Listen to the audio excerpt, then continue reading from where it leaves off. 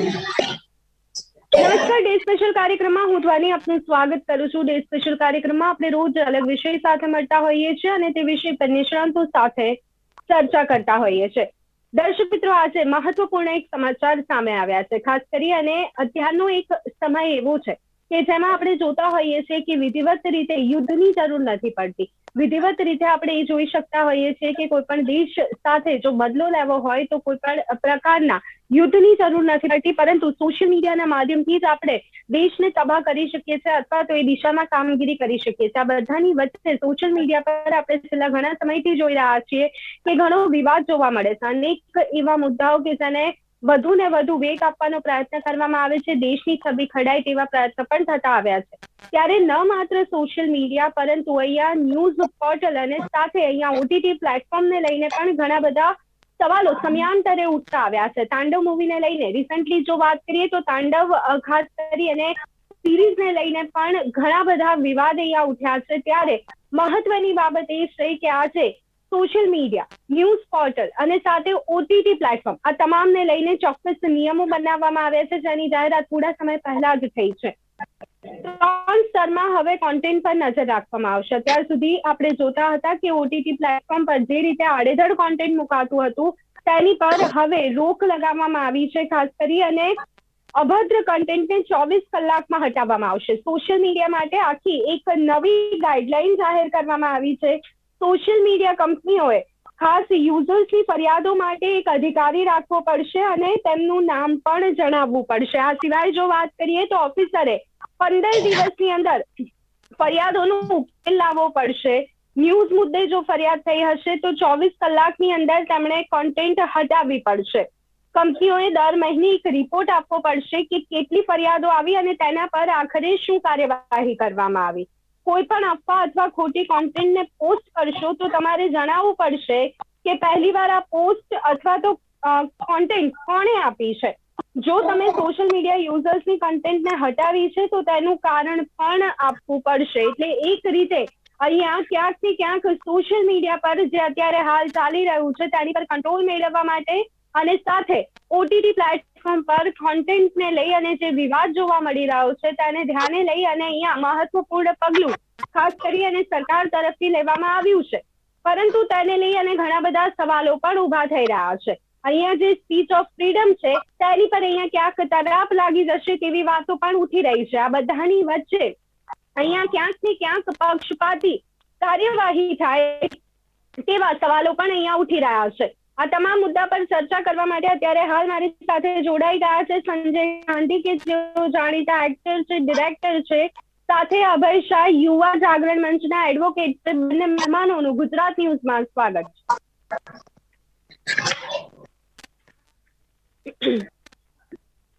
संजय जी, सबसे पहले मैं आपसे चर्चा की शुरुआत करना चाहूंगी. अभी जो कुछ नए चेंजेस सामने आए हैं सोशल मीडिया को लेके, ओटीटी प्लेटफॉर्म को लेके, ओटीटी प्लेटफॉर्म की अगर हम बात करें तो वो इंफॉर्मेशन देनी पड़ेगी कि आखिर किस टाइप का कंटेंट तैयार हो रहा है, आखिर क्या काम हो रहा है. ये जो सारे चेंजेस है इसको आप किस तरह से देख रहे हो?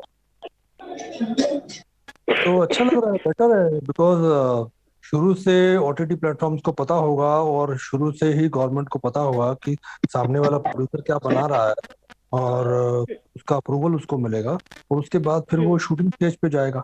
मुझे लगता है ये बेटर है. जो जनरली होता है, तो generally even even television serials में भी यही होता है. और जितना भी अच्छा काम हुआ है या ओटीटी प्लेटफॉर्म्स पे, जितना भी अच्छा काम हुआ है, तो चैनल्स में, ओटीटी प्लेटफॉर्म्स में बैठे हुए लोग हैं, जो क्रिएटिव्स हैं, जो क्रिएटिव डायरेक्टर्स हैं, जो अप्रूव करते हैं स्क्रिप्ट को, उनको एक्चुअली पता होता है कि क्या एक्चुअली बनाने वाले हैं. लेकिन कई बार कई जगहों पे पता नहीं होता है. कुछ लोग क्या करते हैं, कुछ प्रोड्यूसर पहले बना लेते हैं, उसके बाद उसकी मार्केटिंग करते हैं. तो अभी वो मेरे हिसाब से नहीं होगा. तो मुझे लगता है कि ये बहुत अच्छी बात है कि शुरू से ही चैनल्स को और ओटीटी प्लेटफॉर्म्स वालों को या वहाँ जो लोग हैं, जो अप्रूविंग अथॉरिटी वाले लोग हैं, उनको शुरू से पता होगा, उनका दखल होगा, उनका इंटरफेरेंस होगा हर चीज को लेकर. तो उससे क्या होगा कि उससे एटलीस्ट वो सब नहीं होगा जो आज तक हम देखते आए हैं ओटीटी प्लेटफॉर्म्स के ऊपर, जिसकी वजह से ये सारा स्टेप लेना पड़ा गवर्नमेंट को. You know. तो मुझे लगता है कि ये बहुत अच्छा वो है, डिसीजन है कि आपको शुरू से ही बताना पड़ेगा कि आप क्या शूट करने जा रहे हो, क्या बनाने जा रहे हो। Very good, very happy.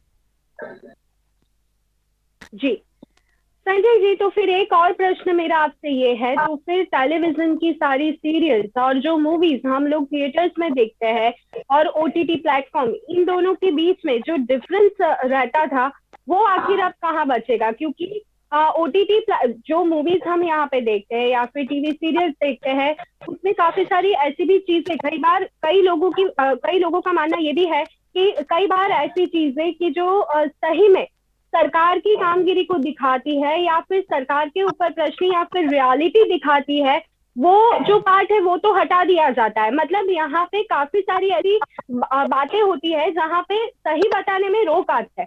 तो मतलब ओटीटी प्लेटफॉर्म का जो रियल मजा है वो आपको नहीं आएगा, ये ऐसा आपका मानना नहीं है? नहीं नहीं नहीं नहीं, ऐसा कुछ नहीं है कि रियल मजा, रियल दिखाने में मजा नहीं आएगा। और क्या होता है कि आप अगर एक रियलिटी चेक दिखाते हैं, कि आप एक सिस्टम को एक्सपोज करते हैं, यू नो, तो उसका ऑब्जेक्शन तो गवर्नमेंट लेती है। अगर आप गवर्नमेंट को एक्सपोज करेंगे, गवर्नमेंट के सिस्टम को, करप्ट सिस्टम को एक्सपोज करेंगे, वो तो शुरू से होता है। सेंसर बोर्ड, इवन फिल्म्स में भी कई सारी ऐसी फिल्में हैं जो बिकॉज ऑफ ऑब्जेक्शनेबल, कंट्रोवर्शियल बातों की वजह से और सीन्स की वजह से और उसकी वजह से फिल्म को रोका गया है। तो ये तो शुरू से होता है और ये तो होगा जब आप कुछ भी अच्छा करने जाएंगे और कुछ भी रियलिटी चेक दिखाएंगे, तो उसका ऑब्जेक्शन तो गवर्नमेंट लेगी। लेकिन वही तो लड़ाई है, वही तो डायरेक्टर की लड़ाई है, वही तो प्रोड्यूसर की लड़ाई है। But it is not going to be end, because cinema एक ऐसी जबान है, सिनेमा एक ऐसा सोर्स है, सिनेमा एक ऐसा रास्ता है जो आपको, ऑडियंस को, पब्लिक को एक रियलिटी चेक बताता है। वही एक ऐसा इंटरटेनमेंट वे है जिसकी वजह से लोगों को पता चलता है कि एक्चुअली में क्या है। लेकिन बहुत सारी चीजें हैं जिसकी वजह से गवर्नमेंट ऑब्जेक्ट करती है कि लोग यस। बिना वेरीफाई किए चीजों को बोल देते हैं, दिखा देते हैं, विच is not good, you know. बहुत सारे ऐसी फिल्मों में ऐसा हुआ है कि आपने किसी के बारे में कुछ ऐसी बात बोली है जो सच नहीं था। आपने गूगल से पढ़ के, आपने मैगजीन्स में पढ़ के, आपने रिसर्च ना करके, आपने फैक्ट को आपके लिए आपने उसको ऐसा दिखाया जैसे वही फैक्ट्स है, जबकि ये सही नहीं है, यू नो। तो कई बार होता है, गलती प्रोड्यूसर से भी होती है, डायरेक्टर से भी होती है, राइटर से भी होती है। लेकिन मुझे लगता है कि ये बंद होना भी नहीं चाहिए, मुझे लगता है, क्योंकि अगर ये बंद हो गया तो फिर राइटर्स कुछ भी लिखेंगे, उनको मालूम है ये तो आप कोई ऑब्जेक्शन आने वाला नहीं है। तो विच इज नॉट गुड एक्चुअली। ये एक्चुअली एक सेंसर का दूसरा जी चेहरा है। ये सेंसर का एक दूसरा चेहरा है। फिल्मों के लिए सेंसर बोर्ड है, और टेलीविजन या ओटीटी प्लेटफॉर्म्स के लिए ये जो गवर्नमेंट के नए निर्देश आए हैं अभी में, लेकिन ये कितना इस पर अमल होगा और कितना इस पर लोग एक्टिव होंगे, अब उसके ऊपर डिपेंड करता है। अभी वो देखना बाकी है, वो अभी आएगा रिजल्ट। अभी जी देखते हैं क्या संजय होगा। जी, एक लास्ट क्वेश्चन आपसे, उसके बाद मैं अभय जी के पास जाना चाहूंगी। संजय जी, मानिए या ना मानिए, यहाँ पे एक बात तो तय है, पहले के टाइम में जैसे हम लोग देखते थे कि मूवीज में अगर कुछ हो या ना हो, एक आइटम सॉन्ग डाल दो तो पूरी मूवी हिट हो जाती थी। वैसे अभी के टाइम में ये देखने को मिलता है, कंटेंट कुछ भी हो या ना हो, गालियां होनी चाहिए, जो कि गलत है। लेकिन लोग वो ही चीजें मांगते हैं, लोगों को वो ही पसंद है। तब जाके ये सारे कानून जब अब आ गए हैं, तो मतलब डायरेक्टर्स का क्या मानना होगा ये सारी चीजों को लेकर? मैंने एक्चुअली सही बोलूं, डायरेक्टर्स को भी करने में ये मजा नहीं आता। मैं बहुत सारे डायरेक्टर्स को जानता हूँ, बहुत सारे लोगों को जानता हूँ, इवन इंक्लूडिंग एक्टर्स ऑल्सो। दो एक्टर्स उस तरह की गालियां देते हैं जब वो शूटिंग हो रही होती है, तो वो पूछते हैं डायरेक्टर, यार इतनी गालियां क्यों दिलवा रहे हो यार। तो लेकिन वो उन लोगों के लिए एक इंटरटेनमेंट है, आप समझो मेरी बात। जैसे हर प्लेटफॉर्म पर, हर हर ओटीटी प्लेटफॉर्म पर इतनी ज्यादा गंदी गंदी गालियां देखने को, सुनने को नहीं मिलती हैं, लेकिन कुछ ऐसे ओटीटी प्लेटफॉर्म हैं जहां पर आपको वो सब सुनने को मिलती हैं। क्यों? क्योंकि उन ओटीटी प्लेटफॉर्म की रिक्वायरमेंट है, वो प्रोड्यूसर्स को बोलते हैं, वो डायरेक्टर्स को बोलते हैं। तो इसकी वजह से वो फ्रीडम उनको दी जाती है डायरेक्टर्स को, इसलिए वो करते हैं, इसलिए वो दिखाते हैं। तो लेकिन उसी की वजह से उनकी वो ज्यादा अप्रिशिएशन नहीं मिलता है उनको। लेकिन उनकी जो ऑडियंस है वो रिक्शा वाले हैं, वर्कर, लेबर क्लास लोग हैं। उनके जो शोज हैं वो पढ़े लिखे लोग नहीं देखते हैं, पढ़े लिखे लोग नहीं देखते हैं उनके शो। आप समझे मेरी बात? मतलब मैं पर्टिकुलर किसी का नाम नहीं जी ले रहा हूँ, लेकिन उनकी अपनी एक लिमिटेड ऑडियंस है। वो अपने वो उस लिमिटेड ऑडियंस के लिए बनाते हैं वेब सीरीज। तो ठीक है। वो लेकिन अभी वो सब बंद होगा ऐसा मुझे लगता है। लेकिन बंद होगा कि नहीं, देखते हैं। ये प्रोड्यूसर डायरेक्टर्स और जी गवर्नमेंट के जो नए रूल्स आए हैं उस पर कितना जी कितना कंट्रोल जी करेंगे वो लोग। वो सब उन पे डिपेंड करता है। बट अगर ये हो जाता है तो मुझे लगता है कि अ, हर कहानी का अपना एक हर कहानी की अपनी एक रिक्वायरमेंट होती है, तो जी आप उतना ही दिखाइए जितनी रिक्वायरमेंट है। आप के आगे मत बढ़िए, तो विच इज जी तो पूरा ग्रेस खत्म हो जाता है, पूरा क्वालिटी खत्म हो जाती है। और लेकिन हाँ, कुछ उसके ऊपर अभी वो फुल स्टॉप लगने वाला है ऐसा मुझे लगता है। I hope so. જી જી બિલકુલ બિલકુલ બિલકુલ અભયભાઈ આપની પાસે આવવા માંગીએ જે પ્રયત્ન સરકાર તરફથી થયો છે જે માંગણી ઘણા વખતથી થઈ રહી હતી આખરે સરકારનું એ દિશામાં કડક પગલું આવે એમ આપણે કહી શકીએ છીએ પરંતુ અહીંયા સંજયજીએ જે રીતે જણાવ્યું તેઓ પોતે એક ડિરેક્ટર છે હજી ક્યાંક એમણે આશંકા વ્યક્ત કરી છે તમામ આ જે નિર્ણય છે અથવા તો બદલાવની આ જે દિશા છે એને આપ કેવી રીતે જોઈ રહ્યા છો અને શું આપનું માનવું છે કે આ જે તમામ પગલા લીધા છે એ પૂરતા હશે અને તટસ્થ રીતે આ નિયમોના કારણે આપણને ફેરફાર જોવા મળી શકે છે? વર્તમાન સમયની અંદર ઓટીટી પ્લેટફોર્મના માધ્યમે કેટલાક એવા વિકૃત તત્વો હતા કે જે વિકૃત તત્વો સમાજની અંદર ગંદી ગાળો, બેફામ વ્યાભિચાર આવી અનેક વિકૃતિઓ ફેલાવવાનું કાર્ય કરી રહ્યા હતા. અને આ વિકૃતિ આપણી ધાર્મિક ભાવનાઓ, કોઈ ભગવાનના વેશ ધારણ કરી અને ભગવાન ગાળો બોલતા હોય, ધર્મની ભાવનાનું અપમાન કરતા હોય, આપણી સેનાના વેશમાં રહેલા સૈનિકનું અપમાન કરી રહ્યા હોય, આપણી રાષ્ટ્રીય ભાવનાનું અપમાન કરી રહ્યા હોય તેવું અમર્યાદ રીતે બેફામ થઈ અને ઓટીટી પ્લેટફોર્મ પર અભિવ્યક્તિની સ્વતંત્રતાના નામ ઉપર એક વિકૃતિ ફેલાવવાની, ગંદકી ફેલાવવાનું કામ કરી રહ્યા હતા. મર્યાદા પુરુષોત્તમ ભગવાન શ્રી રામના દેશની અંદર મર્યાદાની રક્ષા કરવાનું કામ આજે કેન્દ્ર સરકારે કર્યું છે. પરંતુ વર્તમાન સમયની અંદર આજે એજ ક્લાસિફિકેશનનું ફેક્ટર જે નાખ્યું છે, પેરેન્ટલ કંટ્રોલ લાવવાની વાત અધિકારીઓ કરી રહ્યા છે, તે કેટલું કારગર નીવડશે તે કેવું બહુ મુશ્કેલ છે. કારણ કે આજે નાના બાળકના હાથમાં પણ મોબાઈલ હોય છે, તેને તેના પિતાનો પાસવર્ડ, તેના મમ્મીનો પાસવર્ડ તેને ખબર હોય છે મોબાઈલનો. તો એક કઈ રીતે એને એજ ક્લાસિફિકેશન કઈ રીતે, કારણ કે કોઈ ઓથેન્ટિકેશન ચેક ના થઈ શકે. 2 વર્ષનો છોકરો જોઈ રહ્યો છે કે 18 વર્ષનો યુવાન જોઈ રહ્યો છે. આ જે ગંદકી છે એ ગંદકી કોઈ પણ ઉંમરના વ્યક્તિ માટે યોગ્ય નથી. અને જે રીતની ગંદકી, વ્યાભિચારની ગંદકી બતાવવામાં આવી રહી છે, જે રીતની ન્યુડિટી બતાવવામાં આવી રહી છે, બાપ બેટીના સંબંધો, શિક્ષક અને વિદ્યાર્થીના સંબંધો, એ સમાજની અંદર એક હત્યારાનું કલ્ચર વધારી રહ્યું હોય, એને પ્રમોટ કરી રહ્યું હોય તેવું આજે પ્રસ્થાપિત થયું છે. વેબ સિરીઝ જોઈને કેટલાય લોકોએ હત્યા કરી છે. એવી કેટલીક હોરર એવી કેટલીક વેબ સિરીઝો જોઈને કેટલાય લોકોએ નારી પર અત્યાચાર કર્યા છે. એના પ્રમાણના જીવતા જાગતા પુરાવાઓ છે. જી તો મારી લાગણી અને બિલકુલ માંગણી છે. બિલકુલ બિલકુલ અભયભાઈ પણ આ બધાની વચ્ચે હવે આપણે અહીંયા થોડી ઘણી વાત ડિજિટલ મીડિયાના કંટ્રોલેશન પર પણ કરી લઈએ.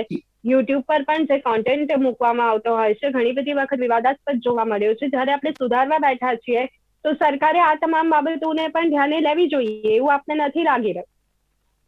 જી, સોશિયલ મીડિયાનું પણ મિકેનિઝમ સરકારે બનાવ્યું છે. એનું પણ રિડ્રેસલ મિકેનિઝમ બનાવ્યું છે. આપણી કોઈ પણ લાગણીઓ હદ થાય તો એમને 24 કલાકની અંદર એનું કમ્પ્લેન એકનોલેજ કરવી પડશે અને 15 દિવસમાં એમને એક્શન લેવા પડશે. અત્યાર સુધી એવું હતું કે તેમના કોઈ જ કહેનારું હતું નહીં, ધણી દોરી હતું નહીં. પરંતુ સરકારે આઈટી એક્ટની અંદર સુધારો કરી અને એના જે રૂલ્સ બનાવ્યા છે તેના કારણે તેમની જવાબદારી એક ફિક્સ થશે. અને એના માટે રાષ્ટ્ર વિરોધી, ધર્મ વિરોધી આ દેશની ભૂમિના જે કાયદા છે, લો ઓફ ધ લેન્ડ, તે લોકોએ એનું પાલન કરવું પડશે અને તેની મર્યાદામાં રહીને તેમનું નેટવર્ક, સોશિયલ મીડિયા નેટવર્કિંગ ચલાવવું પડશે. જી બિલકુલ. હવે આ બધાની વચ્ચે ખાસ કરી અને જ્યારે આપણે આગળ વધી રહ્યા છીએ ચોક્કસ આપણે છેલ્લા થોડા સમયથી જે રીતે દેશમાં વાતાવરણ જોઈ રહ્યા છીએ, એ જે ખોટા તત્વો અહીંયા દેશ વિરોધી પ્રવૃત્તિઓ જે થઈ રહી છે એ બિલકુલ પરંતુ જ્યાં સુધી બાળકોના માનસિકતાની આપણે વાત કરી રહ્યા છીએ, સમાજ પર ખોટી અસર થવાની વાત કરી રહ્યા છીએ, પરંતુ આજે પણ આપણે જોઈ શકીએ છીએ કે આજે પણ લોકો પોર્ન ફિલ્મ એટલા જ પ્રમાણમાં જોઈ રહ્યા છે. આજે પણ ખાસ કરી અને પોર્ન ફિલ્મનું ચલણ એટલું જ જોવા મળી રહ્યું છે. સરકાર ભલે વાત કરતી હોય પરંતુ હજી પણ ઘણી બધી રીતે અહીંયા જે છૂટો દોર અથવા તો ખુલ્લી બારી મળી છે, એક યા બીજી રીતે લોકો પાસે સામગ્રીઓ પહોંચી જ રહી છે. તો ક્યાંક શું એ જ રીતે આ તમામ બાબતોએ પણ નિયમો લાગુ પડશે? અહીંયા છૂટી એક તરફ છૂટો દોર આપવામાં આવશે અને કહેવા માટેના નિયમો હશે, જે રીતે પોર્ન ફિલ્મને લઈને અત્યારે જોવા મળી રહ્યું છે. આઈટી એક્ટ ની અંદર પ્રોપર મિકેનિઝમ છે. સેક્શન 67 ઇન્ફોર્મેશન ટેકનોલોજી એક્ટ ની અંદર પ્રાવધાન કરવામાં આવેલું છે. નારીની ગરિમાનું અપમાન થતું કોઈ પણ કન્ટેન્ટ ઇન્ફોર્મેશન ટેકનોલોજીના મીડિયા ઉપર એને બ્રોડકાસ્ટ નહીં કરી શકાય.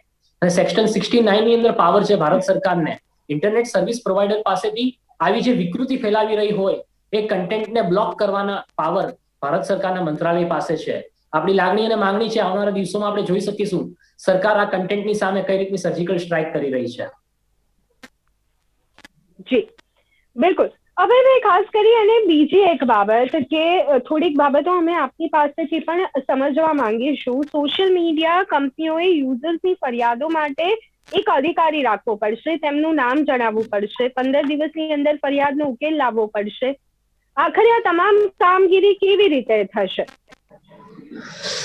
એનું આજની પ્રેસ કોન્ફરન્સની અંદર આદરણીય કાયદા મંત્રી શ્રી રવિશંકર પ્રસાદજી એનું ડિટેલ એનાલિસિસ કર્યું અને 29 પેજની જે આખી ગાઈડલાઈન આવી છે તેની અંદર એ લોકો એમનું પ્લેટફોર્મ ઉપર જે ડિસ્પ્લે કરવું પડશે, એક મિકેનિઝમ આખું ડિસ્પ્લે કરવું પડશે કે આ મિકેનિઝમ કમ્પ્લેન કરવી હોય તો આ પ્લેટફોર્મ આ લિંક ઉપર જઈ અને તે કમ્પ્લેન કરી શકશે અને કમ્પ્લેનનો ટોકન આઈડી જનરેટ થશે અને એક ફોર્મ આપણે ફિલઅપ કરી અને આવનારા સમયની અંદર એમને સમય આપેલો છે 3 મહિનાનો આઈ થિંક એ સમયની અંદર એ લોકોએ આખું મિકેનિઝમ ડિક્લેર કરવું પડશે અને એ મિકેનિઝમ જે ડિક્લેર થશે એના ત્યારે આપણને વિશેષ ખ્યાલ આવશે.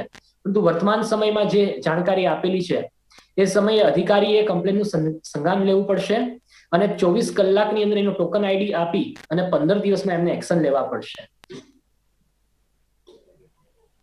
जी बिल्कुल. संजय जी, मैं आपके पास भी आना चाहती हूँ. एक तरफ हम ओटीटी प्लेटफॉर्म को लेके कुछ न कुछ नए प्रावधान या कुछ न कुछ नए नियम लाने की बात कर रहे हैं ताकि जो कंटेंट हम लोग अभी ओटीटी प्लेटफॉर्म पर देख रहे हैं और उसका जो साइड इफेक्ट होता है लोगों के दिमाग पे, उसको रोका जा सके. लेकिन दूसरी ओर हम यहाँ पे देखें तो आज भी पॉर्न फिल्म इजीली अवेलेबल होती है नेट पे. तो ये मतलब कुछ गलत हो रहा है. एक तरफ आप ओटीटी प्लेटफॉर्म पे कुछ रिस्ट्रिक्शन लाने की बात करें और दूसरी तरफ पॉर्न फिल्म ऐसे ही लोग देख रहे हैं, तो यहाँ पे भी कुछ होना चाहिए ऐसा. आपका क्या मानना है? नहीं, यही क्या है कि ये जो ऑन वाला जो आप इशू उठा रहे हो, ये बहुत सालों से हमारे नेट के ऊपर अवेलेबल है, बहुत सालों से. और मैं इस बात को लेकर तो एक टाइम में बहुत काफी ज्यादा परेशान था. एंड मैं आपको लिख के देता हूँ कि ये डिलीट नहीं होगा, बिकॉज पॉर्न इंडस्ट्री एक इतनी बड़ी इंडस्ट्री है, वो अपने आप में एक इंडस्ट्री है. आप समझो मेरी बात, which is not going to be deleted from the internet. उनका वो धंधा है, उनका वो काम है. आप समझे मेरी बात. अभी उसकी वजह से जो हम इंडियंस के ऊपर और even all over the world, even जिसकी वजह जब से हमारे हिंदुस्तान में इंटरनेट आया है और हर बच्चों के हाथ में मोबाइल होता है और आज के बच्चे हमसे ज्यादा समझदार हैं. They are very much updated, तो उन सब पर इसका असर तो पड़ा है. अवेयरनेस तो आई है, उनको सब कुछ पता है. लेकिन उसका जो नेगेटिव इम्पैक्ट पड़ा है साइकोलॉजी पर, आदमी की सोच पर,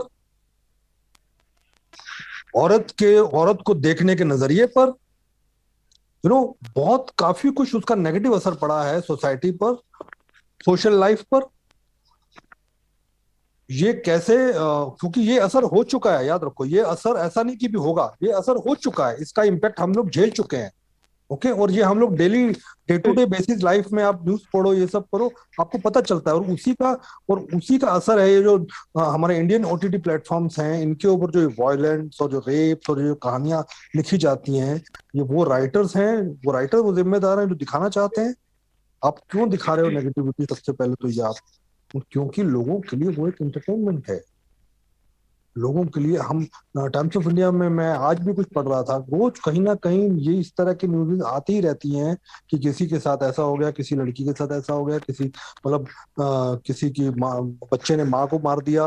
मतलब उसके जो इफेक्ट हैं वो ये इफेक्ट हैं जो हम लोग झेल रहे हैं, जो हम लोग देख रहे हैं, जो हम लोग सफर कर रहे हैं daily day to day basis life में, और ये हर किसी के साथ है और हर कोई इफेक्टेड है हुआ है। और लेकिन अभी मुझे नहीं लगता कि ये खत्म होने वाला है। इसके ऊपर सिर्फ एक ही मुझे जो लगता है कि आपको अपने इंडिविजुअली अपने ऊपर काम करना पड़ेगा, क्योंकि लोगों के लिए जो ये लोग करते हैं, जो कर रहे हैं, जो बनाते हैं, उन लोगों के लिए एक धंधा है, उनके लिए एक बिजनेस जी है।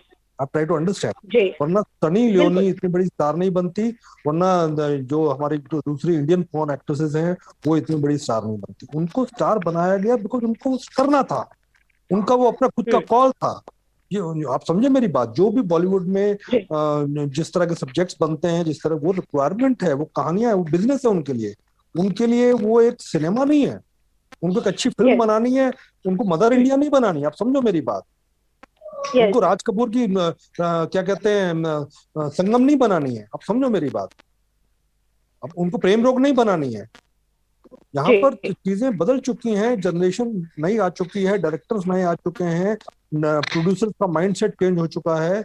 उनके लिए फिल्म मेकिंग और कंटेंट राइटिंग और जो भी है वेब सीरीज बनाना, उन लोगों के लिए बिजनेस है, तो उसके अंदर एक्टर से लेकर, डायरेक्टर से लेकर, प्रोड्यूसर से लेकर, ब्रॉडकास्टर से लेकर, सब लोग उसमें चेन है, इन्वॉल्व है वो लोग, और उनके अप्रूवल से ही ये सब हुआ है। उनके लेकिन इस पर कंट्रोल जब तक नहीं लगेगा तब तक इस पे कमी नहीं आएगी और बंद नहीं होगा।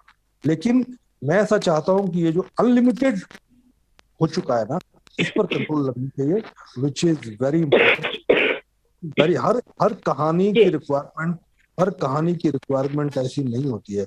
और आप देखो, आज भी ऐसी फिल्में बनती हैं। आपने बधाइयों देखी होगी, बधाइयों में एक कोई ऐसा यस सीन बता दीजिए जिसके अंदर कोई भी वल्गैरिटी हो, लेकिन फिल्म सुपरहिट हुई थी कि नहीं हुई थी? यस बिल्कुल। हमने मेरी बात, इमोशन कहाँ है? इमोशन पे वो इंडिविजुअल, मैं ऐसा सोचता हूँ, लेकिन क्या दूसरे मेकर्स ऐसा सोचते हैं?